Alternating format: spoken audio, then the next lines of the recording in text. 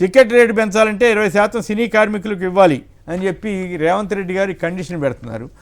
ఇది మంచిదేనా కాదా? కార్మికుల యాంగిల్ కాబట్టి మరి గతంలో ఈయన అసలు టికెట్ రేట్లు పెంచడానికి ఏం వీల్లేదన్నారు. తర్వాత మాట బహుశా గురు శిష్యుల బంధమో లేకపోతే ఇంకే బంధమో కానీ మొత్తం మీద ఆ మాట తప్పారు. ఇప్పుడు దీనికి కట్టుబడి ఉండగలుగుతారా గోపి గారు? సార్, ఇప్పుడు సినిమా రంగంలో హీరోలు ప్రొడ్యూసర్లే కాదండి, డిస్ట్రిబ్యూటర్లే కాదు, కార్మికులు చాలా కీలకమైన పాత్ర. 24 క్రాఫ్ట్లు ఉంటాయి దాంట్లో. సినిమా రంగంలో 24 క్రాఫ్ట్లు కార్మికులు అంటే లైట్ బాయ్ దగ్గర నుంచి ఆఫీస్ బాయ్, లేకపోతే డిటిఎస్ లో జిఎఫ్ఎక్స్ లో పనిచేసే స్టాఫ్, వీళ్ళంతా కూడా. సో వీళ్ళందరి కష్టమే అది. వాళ్ళు ఎక్కడో ఇండోర్ లో షూటింగ్ చేస్తారు, తీసి దాన్ని జిఎఫ్ఎక్స్ లో పెట్టి అవుట్డోర్ ఎక్కడో కొండల్లోనో జలపాతాల్లోనో చూపించమంటారు. సో ఈ కష్టం అంతా కూడా వాస్తవానికి కార్మికులదే. సో దీంట్లో దాని ఫలితములు కూడా కార్మికులకి వెళితే మంచిది. కానీ టికెట్ల రేట్లు పెంచినా లేకపోతే ఏం చేసినా కూడా కేవలం ప్రొడ్యూసర్లకి, డిస్ట్రిబ్యూటర్లకి, హీరోలకి మాత్రమే వెళ్తుంది ఆ బెనిఫిట్ అనేది ఇప్పటి వరకు. ఇది రేవంత్ రెడ్డి చేసిన ఈ ప్రతిపాదన నేను స్వాగతిస్తున్నాను. నిజంగానే ఖచ్చితంగా ఎంత రేటు పెంచినా కూడా దాంట్లో 20% సినిమా రంగ కార్మికులకి వెళ్ళడాన్ని మేము స్వాగతిస్తున్నాం. అదే కరెక్ట్ అయినటువంటి న్యాయం కూడా. కార్మికులకి రూపాయి ₹100 ఇచ్చేసి వీళ్ళు 30 కొట్టేయడం కరెక్ట్ కాదండి. కార్మికులకి వెళ్ళాల్సింది కార్మికులకి ఇవ్వాలి. కష్టం అంతా వాళ్ళది.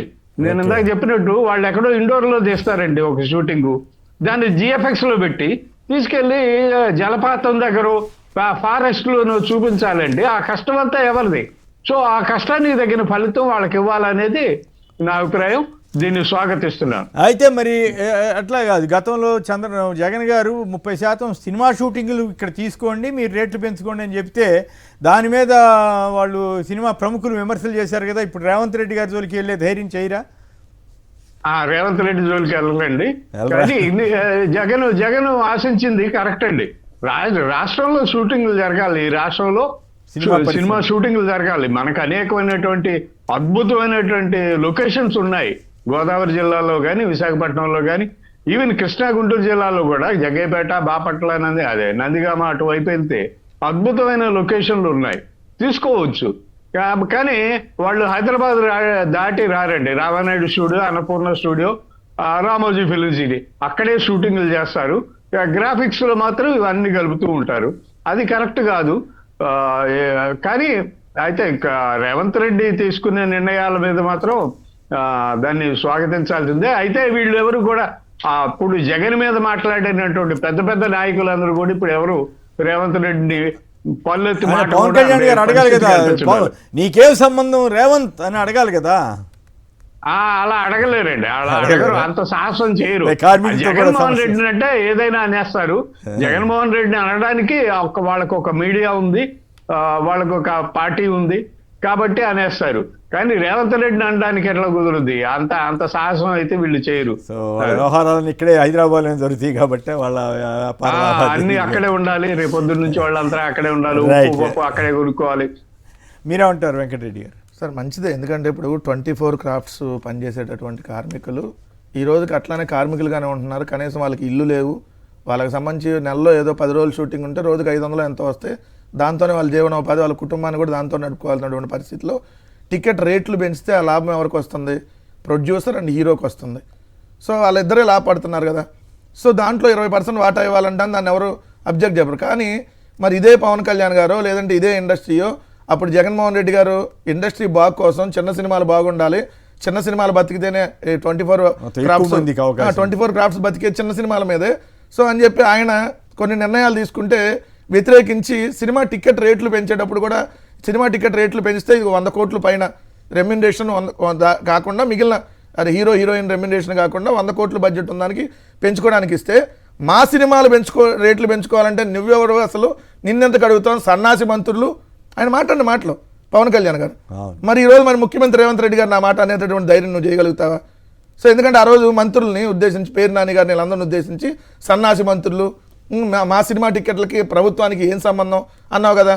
మరి ఇదే తెలంగాణలో కూడా మరి ప్రభుత్వానికి సినిమా టికెట్లకి ఏం సంబంధం అని ఎందుకు క్వశ్చన్ చేయవు? రెండోది ఇప్పుడు సినిమా ఇండస్ట్రీకి సంబంధించి ఆయన అపాయింట్మెంట్లు ఇచ్చి ఏదైతే రేవంత్ రెడ్డి గారు ఆయన కాలు మీద కాలు వేసుకొని వీళ్ళందరూ ఏదో చుట్టూ కూర్చున్నట్టు ఫోటోలు కూడా వచ్చినాయి. ఒకసారి అయితే ఇక్కడ పోలీస్ భవన్ దాంట్లో బంజారాహిల్స్ రోడ్ నెంబర్ 12 కొద్ద అటు చాలాసేపు వెయిట్ చేయించి వచ్చాడని. కానీ జగన్మోహన్ రెడ్డి గారు ఎప్పుడు అట్లా చేయాల. మళ్ళీ చిరంజీవి గారిని అవమానించామని చెప్పి మీరే మాట్లాడారు, మొన్న ఆయన లేఖ కూడా రాశాడు. సో మరి ఇటన్నిటికీ సమాధానం చెప్పాలి కదా. అంటే రాజకీయ అవసరాల కోసం పవన్ కళ్యాణ్ ఎట్లా అయినా వింటాడు. ఇందా కాలర్ చెబుతున్నారు రేవంత్ రెడ్డి గారు ఎటు మాట మీద నిలబడ్డు, చంద్రబాబు నాయుడు గారు లాలే ఆయన అసెంబ్లీలో అన్నాడు కదా బెనిఫిట్ షోలకు పర్మిషన్ ఉందని. మరి ఎందుకు ఇచ్చారు? మొన్న కూడా ఇచ్చారు కదా షోలకి, మరి ఎందుకు ఇచ్చారు?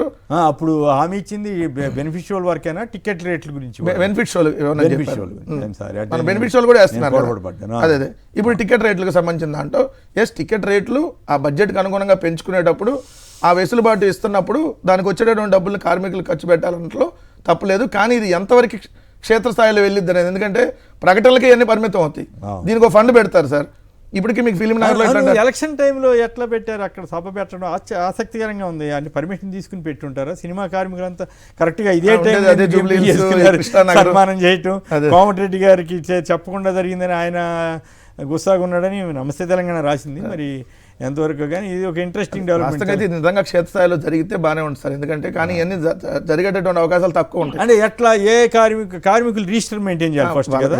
వాళ్ళ దగ్గర ఉంటుంది సార్. ఇప్పుడు ఆల్రెడీ ఎంతమంది కార్మికులు ఉన్నారు వాళ్ళ డీటెయిల్స్ సహా దీనికి సంబంధించిన అంటే ప్రతి ప్రొడ్యూసర్ ఫిలిం ఛాంబర్ దాంట్లో దానికి సంబంధించి ఉంటాయి. కాదు ఏ సినిమాకి ఆ సినిమా ఉంటుంది కదా, అవి సపరేట్ ఉంటుంది. దాంట్లో రిజిస్టర్ అయ్యేటటువంటి వాళ్ళకి పెడతారు, ఐడి కార్డ్స్ ఇవన్నీ కూడా ఉంటాయి.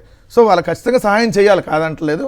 కాకపోతే మరి అక్కడ ఒక విధానంగా ఇక్కడ ఒక విధానంగా మరి ఈ సినిమా కొంతమంది హీరోలు అందరూ కూడా అంటలా, కొంతమంది హీరోలు ఏదైతే ఆ విధంగా మాట్లాడారో ఏపీలో మేమేం చేసినా బూత్ లాగా ఇప్పుడు ఇక్కడ ఏం చేసినా కరెక్ట్ లాగా మాట్లాడారు, వాళ్ళు సమాధానం చెప్పాలని మాత్రం అడుగుతా ఉన్నాను.